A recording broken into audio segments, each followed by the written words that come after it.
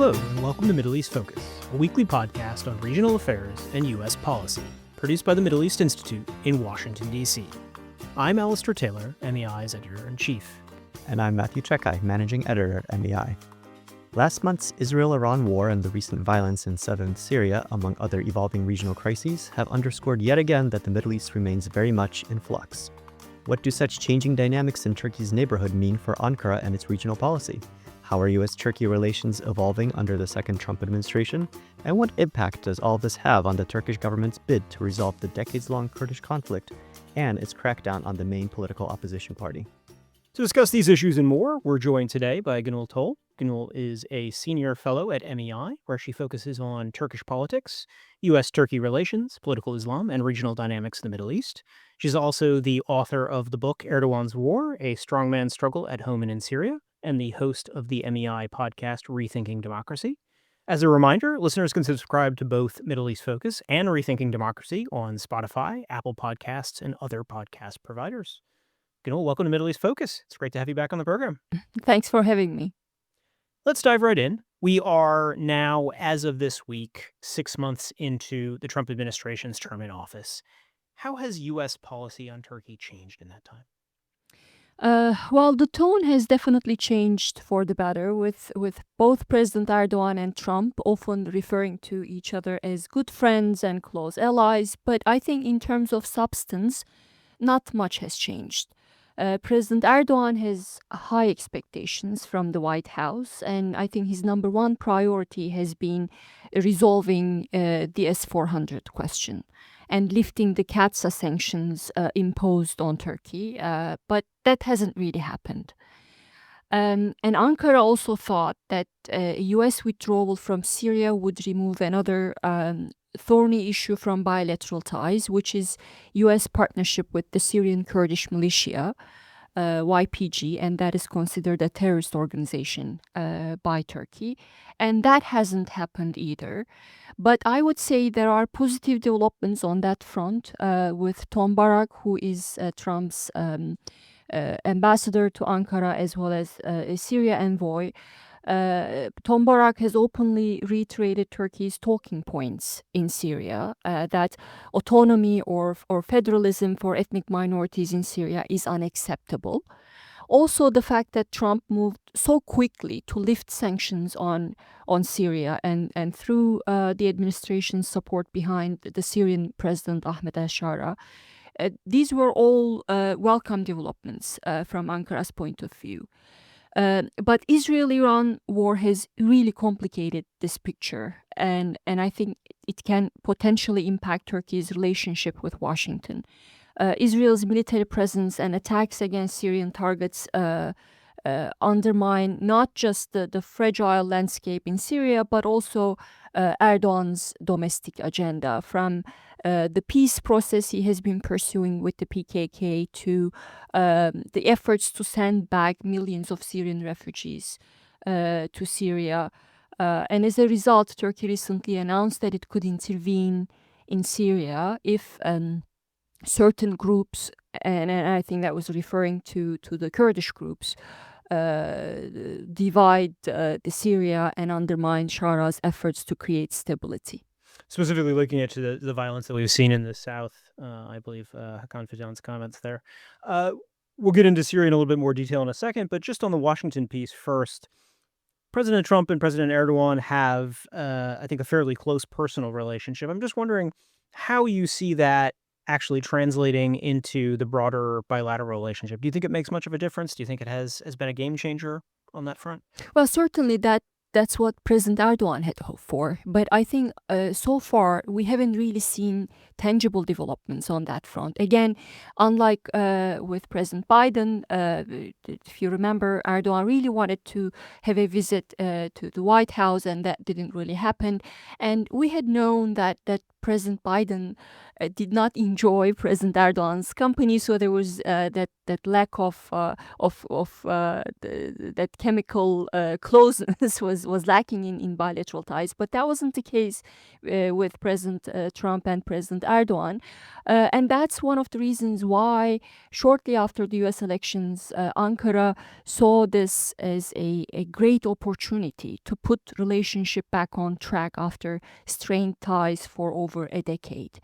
And again, defense partnership was on the top of his agenda, but also his regional, Erdogan's regional vision required a closer working relationship with Washington. And Erdogan hoped that,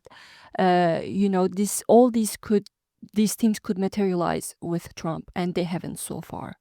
I want to ask specifically about the new U.S. ambassador as well. You mentioned him in passing earlier, Tom Barak. He's a man of many titles, shall we say. In addition to the ambassadorial role, he's also the U.S. special envoy to Syria, is the point person for the administration's efforts in Lebanon. How are he and his wide-ranging portfolio perceived in Ankara?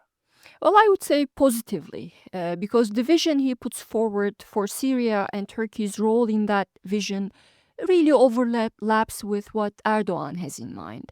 And that is a centralized, strong, stable Syrian government, no autonomy for the Kurds. And also Turkey is considered a strong US partner. The question many in Ankara is asking these days is whether Tom Barak has what he needs to turn that vision into actual policy. US involvement in Israeli war against Iran, I think, created a lot of disappointment in Ankara, with many questioning whether Turkey could trust this American administration. There seems to be a perception of a sort of new U.S. vision for the Middle East, and you kind of alluded to this in your comments. How is that informing the discourse in Turkey and Ankara's approach to the region? I think when assessing Turkish views of the Trump administration's Middle East strategy, it's important to distinguish between perceptions before and after the Iran-Israel war. President Trump's visit to the Gulf raised expectations that the U.S. could be part of the post-Arab uprisings regional framework, where regional countries agreed to focus on diplomacy, connectivity, and trade instead of a militaristic approach that all these countries had pursued shortly after the uprisings. And Trump, during that visit, pretty much reiterated that same vision. He signed these multi-billion deals with the Gulf countries and said that he was not interested in war with Iran. And oftentimes he seemed willing to go against Netanyahu's regional agenda, which is considered a threat by these regional countries, including Turkey. So that pragmatic approach from the US was welcomed by Ankara. But Trump's decision to greenlight Israeli attack against Iran in the midst of nuclear negotiations with Tehran, and later getting involved directly in the war, changed that perception. And depending on what Israel or Iran does next and how the US responds may force a rethink in the way Turkey sees the US and its policy vis-a-vis the Middle East. But so far, there's a lot of skepticism. So on that note, if we could follow up a little bit with what you just said, what opportunities and challenges do you think the outcome of the conflict presents for Turkey's broader regional agenda? Well, obviously, Ankara is pleased to see a weakened Iran because the two countries have always been regional rivals, and Iranian actions from Syria to Iraq really complicated what Erdogan wanted to do in those countries. So having a weakened Iran is a welcome development from Ankara's point of view. But the problem is that Turkey now faces an even bigger threat, and that is an Israel whose military power is unrivaled, and an Israel that does not need Turkey. And that combination makes Turkish policymakers very nervous because Turkey of 2025 has no leverage over Israel. So it has to rely on the US and the Gulf countries, which have more leverage over Tel Aviv. to make sure that Israel doesn't threaten its core national security interests. So Ankara has found itself since the Iran-Israel war in a very uncomfortable situation.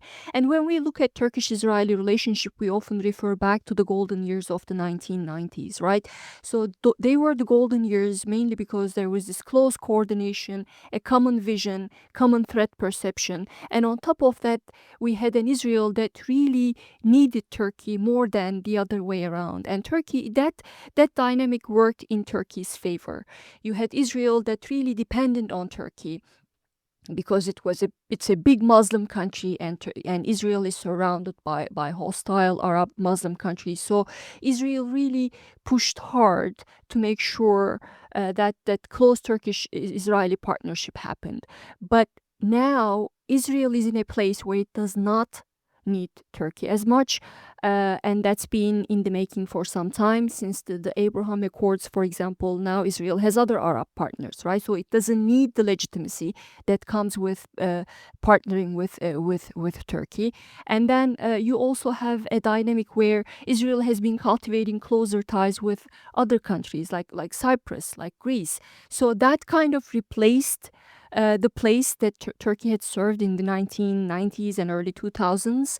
And also you have the energy dynamic, which was important from Israel's point of view, which again made Turkey an important partner in Israeli views. So now all those dynamics have changed. So you now have an Israel that is very strong militarily and that does not need Turkey, which leaves Turkey with little leverage. Have we seen any evidence so far of Turkey trying to at least make the most of what it sees as a weakened Iran in the shared region, whether it's in South Caucasus or Iraq, for example? Well, certainly, especially in the South Caucasus, one of Turkey's priorities there has been to establish this corridor, Zanzer Corridor, that is at the heart of Erdogan's domestic strategy. It's important for Erdogan for ideological reasons. It's important for Erdogan for economic reasons and for diplomatic reasons, right? So Erdogan has been framing this corridor as Turkey's direct access to the Turkic world in Central Asia. And that's important for him because he's allied himself with Turkish nationalists, and having that connection, direct connection to the Turkic world is important. And that's what that corridor delivers.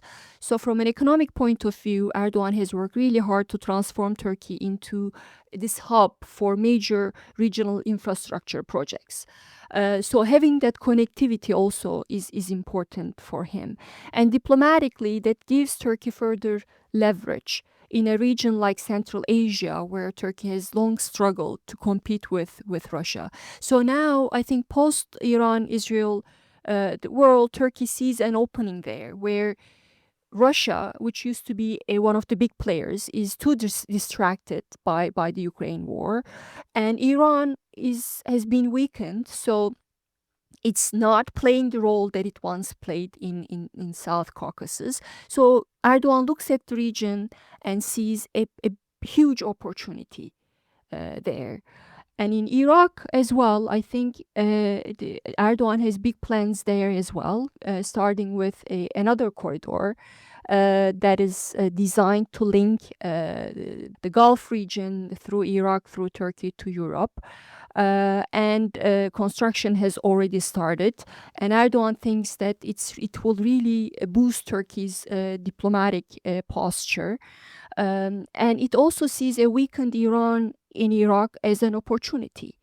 Because Iran and Turkey have been competing for influence there, and an Iranian presence, particularly in the northern part of Iraq, really undermined Turkey's efforts to play an outsized role there. So it's all good news, but the main question is whether I think Turkey is not sure how weakened Iran is. Is it because it could mean, and for how long? And it could mean different things. I mean, a weakened Iran could think that Iraq is even more important for what it wants to do regionally. So will that translate into more Iranian efforts to exert influence in Iraq? And if that is the case, then that's not good news for Turkey. I'm going to turn next to back to the situation in Syria and the issues that we saw emerge with the sectarian clashes in the south this past week in Sweden, which left hundreds dead and exposed some of the deep-rooted tensions and the fragility of the post-Assad transition. How has Ankara responded to the situation there?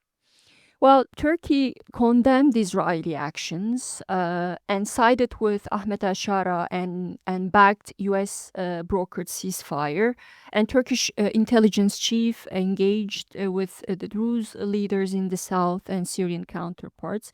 And most recently, Turkish Ministry of Defense said the Syrian government has officially requested help from Turkey, and the ministry announced that Turkey is providing training and technical assistance to bolster Syria's defense capability and combat terrorist groups. So we don't know what that will mean in the days and months ahead, but I think that's a significant development.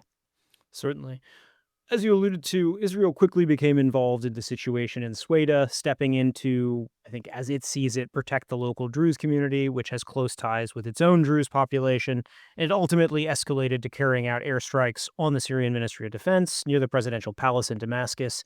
How is Turkey seeking to handle the Israel-Syria tensions on the one hand, as well as its own growing tensions with Israel generally, but specifically over Syria in particular? Well, again, I mean, I think Turkey doesn't have that many tools, right? It has to rely on others, particularly the United States, but also others in the Gulf countries too, because it does not have leverage. So the biggest threat that Turkey pursues from Israel is certainly Syria, because Syria, Erdogan relies on post-Assad Syria to realize many of his domestic and regional goals. Domestically, he recently launched an opening with the PKK, and that process is important for what Erdogan wants to do in 2028 and beyond. He faces elections. The Turkish constitution does not allow him to rerun. So to fix that problem, he launched this initiative with the PKK, the peace talks with the PKK, and he's hoping to secure the support of pro-Kurdish party in the parliament to change the constitution so he can run again. So that is his number one priority. And that is closely linked to the developments in Syria, because in Syria, the Syrian Democratic Forces, who are close American allies, the PKK-linked groups are part of that Syrian Democratic Forces. And the talks between Syrian Kurds and Damascus is really important for the future of Erdogan's talks with the PKK. So that's number one. Number two is, again, facing another elections in a couple of years. Erdogan is hoping to repatriate the Syrian refugees. And for that to happen, he really needs a stable Syria. And so far, that has become even more problematic. And on the foreign policy front, again, Erdogan pinned his hopes to fix his domestic problems on a post-Assad Syria. He was hoping that the U.S. would withdraw, and he was hoping that his leverage over Damascus would boost his global and regional standing. But so far, so those were his priorities. But right now, what Israel is doing in Syria is complicating all of those efforts, and Erdogan again does not have leverage to fix that problem. So that's why he's been asking the Trump administration, and particularly Tom Barak, to rein in on what Israel is doing on Syria. But from my talks with people in Ankara, they think that US and Ankara are on the same page when it comes to Israeli actions in Syria, because they think that Trump administration also would like to see a stable Syria, and they want Israel to do less in Syria. And yet they think that President Trump is not willing to use the leverage he has over Tel Aviv, which is threatening the cutting off of military aid to Israel.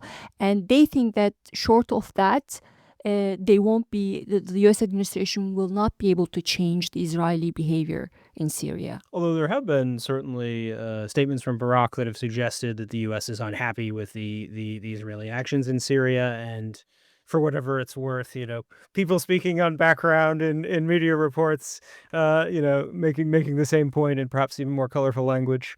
I wanted to ask about one specific element of what you just said, which is the impact of what we've seen in the South on the situation in the Northeast, the ongoing rift between Damascus and the Kurds. Is there a sense in Ankara of how that could impact things?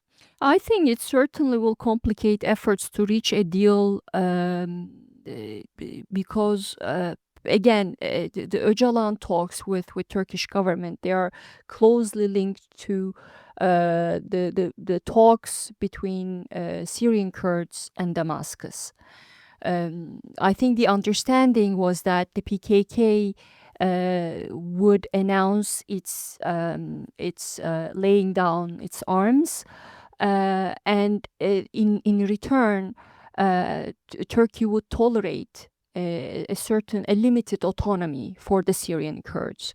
And that would mean the Syrian Kurdish forces integrating their military structures into the Syrian national army. So there had to be an understanding, an agreement reached between Damascus and Syrian Kurds for the Öcalan talks to succeed, right? But right now, I think after the chaos in Suwaida, I think that has become even more complicated. Even before the chaos in Suwaida, I think the talks had been derailed. But after Suwaida, things are even more complicated because both parties now see their positions vindicated. Before Suwaida, Damascus was reluctant to grant the Kurds even limited autonomy, arguing that this would invite foreign meddling and undermine Damascus's efforts to create a unified military and political structure. The Kurds, they were reluctant to give up on their weapons and autonomous military structures, arguing the Shara government was not stable and it lacked capacity to provide security. So this was before the attacks in Suwaida. And now both sides look at what's happened in the last few days and think that they were right. From Shara's point of view, minorities will always be a problem for the central government and will have a destabilizing effect on Syria. And from the Kurdish point of view, Shara is unable to provide security, so they need their own mechanisms. So both sides are now in a situation where they are more unwilling to compromise. And that will really complicate Erdoğan's own efforts to make sure that the PKK is disbanded and lays down their arms. So I think the Turkish president has been pushing Washington to make sure that Israel stops the attacks there and some kind of agreement is reached between Kurds and Damascus. So, Gönül, you've somewhat preempted my next question because, as is often the case, foreign affairs do help shape the course of domestic developments. So on the Kurdish issue, most recently in mid-July, there was a symbolic ceremony in which several dozen PKK fighters in northern Iraq destroyed their weapons as a way to illustrate the broader organization's commitment to laying down arms. So where does the process go from here, especially in light of what we've been seeing inside of Syria? Well, the Kurdish side says the ball is now in Erdoğan's court. What do they expect? When I put that question to Kurdish policymakers, they say that their demands have been clear and that they want legal and institutional guarantees. So they want a democratic Turkey, not just for the Kurds, but also for Turks, and they want constitutional recognition of their rights. They want better conditions for the PKK leader Öcalan, who is now in jail. They want amnesty for PKK fighters. But what is not clear to me is whether the Kurds have secured a promise from Erdoğan that he would provide all those things. And And the second thing that is unclear is whether the pro-Kurdish party is ready to settle down for much less, say, just for better living conditions for Öcalan. So because the negotiations have been held in secrecy, we just don't know the details. But from public statements from both the Kurdish side and the Turkish side, it's just a chaotic process. The Turkish side, particularly Erdoğan, is saying that there's no quid pro quo, that this is a unilateral step by the PKK to disarm and disband, and the government is not giving anything in return. But the Kurdish side is saying that no, actually, some things need to happen before they move forward. So right now, there's, for example, a parliamentary commission set up to address these Kurdish demands, and it will resume its work in the fall. But we don't know what that commission will actually deliver. But the Kurdish side says for now they held up their end of the bargain by burning a handful of weapons, and now it's the government's turn. Obviously, an objective here is to end the decades-long insurgency, but I wonder if you could talk a bit about some of the other domestic drivers that are and potential objectives of this Kurdish-Turkish reconciliation process. I've always argued that Erdoğan's number one priority and the main driver behind this initiative has been Erdoğan's effort to stay in power for life. Again, going back to the constitutional restraints, the current constitution doesn't allow him to run again. And he had two options. Either the parliament could call for early elections, or parliament could draft a new constitution that would allow him to rerun. But Erdoğan's coalition doesn't have enough seats in the parliament to make any of those things happen. So that's why securing the support of the pro-Kurdish party, which is the third largest party in the Turkish parliament, was key to Erdoğan's efforts to stay in power. And I think that was the main driver, Erdoğan's main motivation, and that's why he launched this initiative. But there are others, both in his coalition and in the opposition, who are arguing that regional dynamics were the main drivers. But having watched Erdoğan's tenure in the last 2 decades, for me, it doesn't make sense to think that when he's facing such a huge hurdle, it's for me impossible to think that the regional drivers were the main motivation for him. So right now he's focused on that, and given how many challenges he faces. I mean, Turkish economy is not doing well. Turkish opposition actually remains energized. There are thousands of people on the streets on a weekly basis. So I think Erdoğan's hope is he must clearly see that he's unable to fix those problems. So he's hoping to reach a deal with the pro-Kurdish party. To make sure that he remains president. Just a final question on this topic. On July 12th, Erdoğan delivered a speech in which, in very sweeping historical terms, he spoke about Turkish, Kurdish, Arab unity, and he added that, when the three were united, no one can compete with us. And I wonder if you could kind of comment on what you believe he was trying to express in this speech, what he was trying to message there, and maybe what it even suggests about the government's approach to talks with the Kurds. Yes, he tried to do that shortly after 2011 elections, and by 2011, Erdoğan had already centralized power. Media was under his control. Main bureaucratic institutions was under his control. So he had consolidated power, and he had set his eyes on a new goal, and that was grabbing more power. So he wanted to switch to a presidential system from a Turkish parliamentary system with no meaningful checks and balances. So I remember he used that same narrative in that victory speech that he delivered shortly after 2011 election. So he spoke about Turkish Kurdish unity. He spoke about how Turkey was going to be the leader of the Ummah, the Muslim nation. So many people at the time, many observers pointed to this neo-Ottoman vision that Erdoğan had in mind. And I think that was really the case, because until then, until 2011, Erdoğan still defined himself, his movement, and his party as this conservative democratic party, along German Christian democratic party, right? So that was the reference that he used to use. But he realized by 2011 that he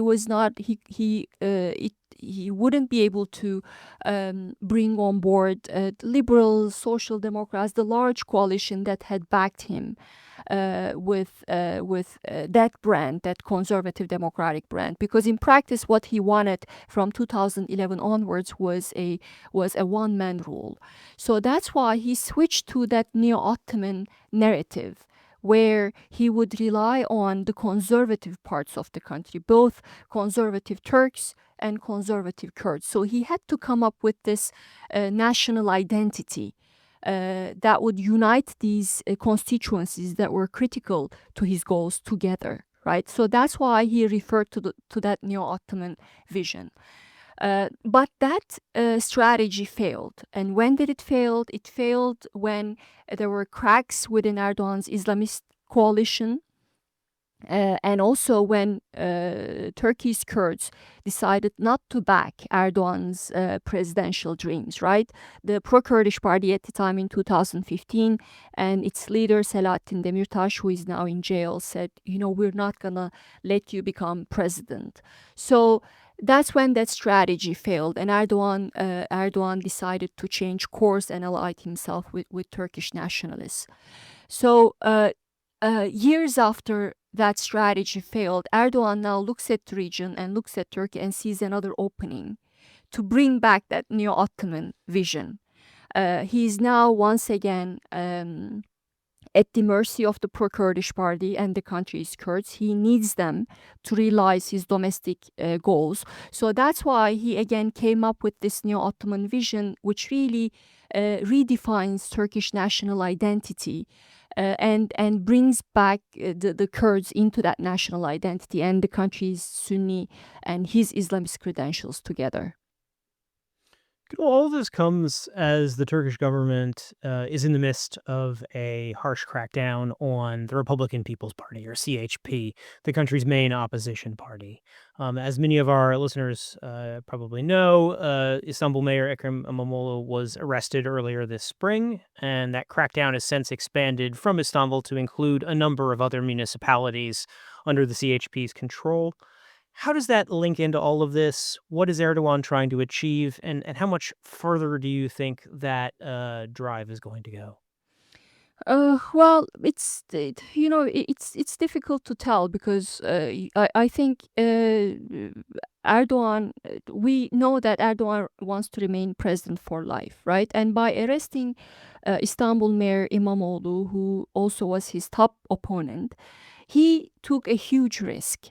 And from his point of view, I think that was worth it, because no meaningful reaction from the international community, right? There were several condemnations here and there, but nothing that would change his calculus.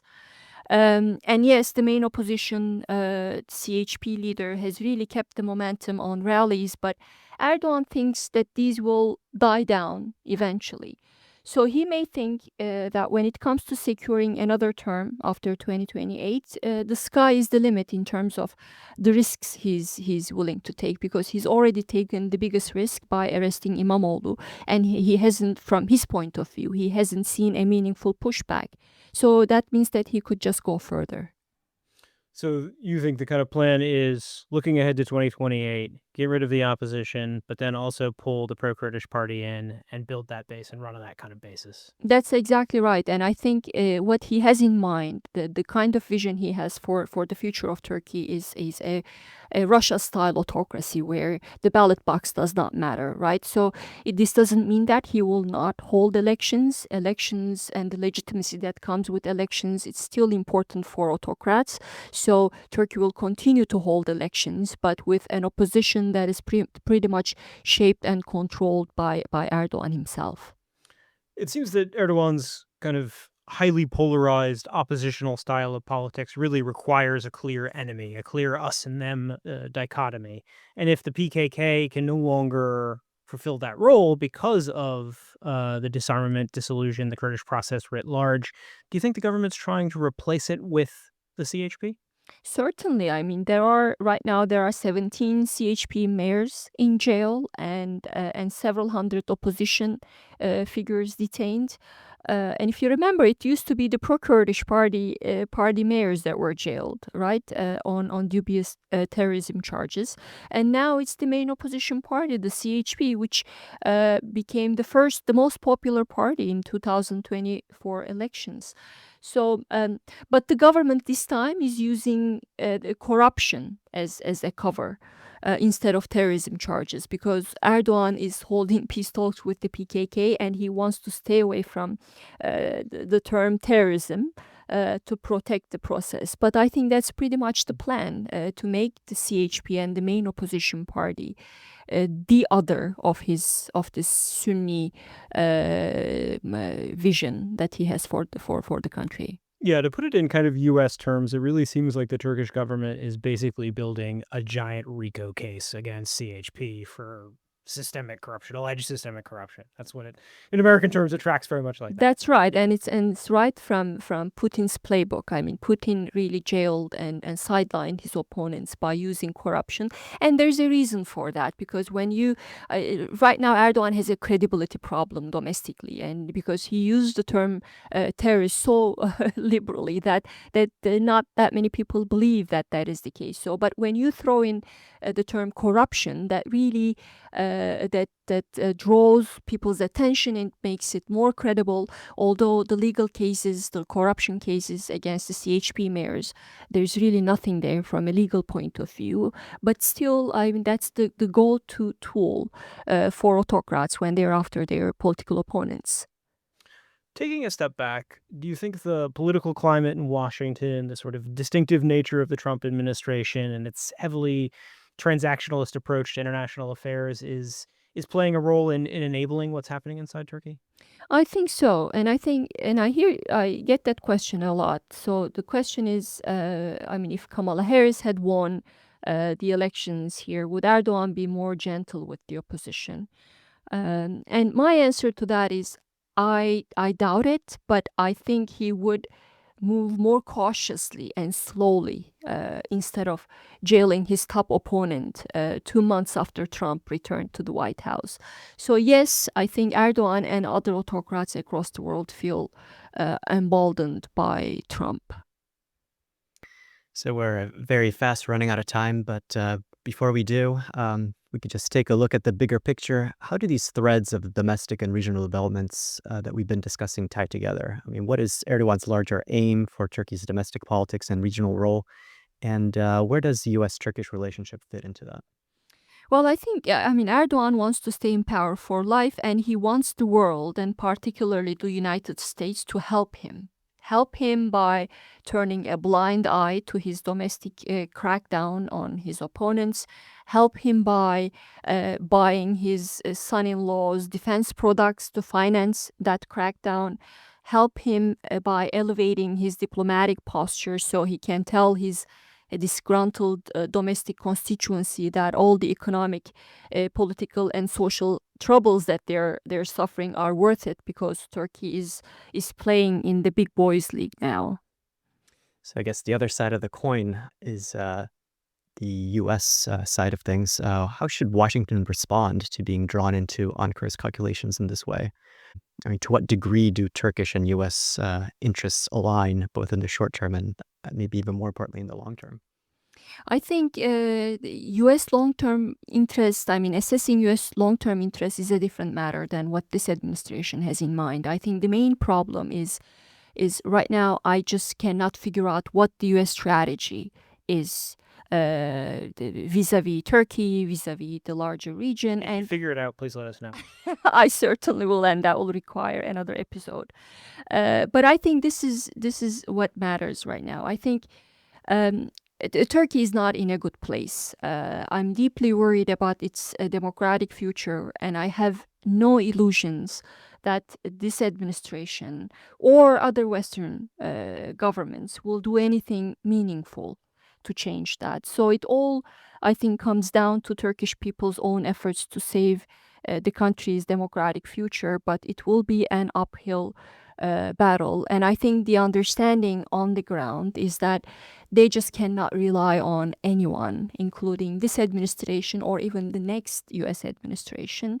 And they certainly cannot rely on Europe, because European countries, they have their own reasons to be engaging and emboldening and empowering Erdoğan. So I think that is the sad story today, that Turkish democracy is in huge trouble. The future of Turkish democracy is in huge trouble. But there's no one else out there that would do something meaningful to help Turkey's pro-democracy forces. Well, certainly not a cheery note to end on, but alas, I think maybe that's where we'll have to leave it. That's all the time that we have this week. Gönül, thank you for joining us on the program. And thanks to our listeners for tuning in. And finally, a big thanks to our production team for all of their work on this week's episode. To find MEI's latest coverage of developments in Turkey and broader regional dynamics, please visit our website at www.mei.edu. You can also follow MEI on X, Instagram, Facebook, YouTube, and LinkedIn, and subscribe to our email newsletters for the latest analysis and information about upcoming events. I'm Alistair Taylor. And I'm Matthew Czekaj. We hope you'll listen in again next week.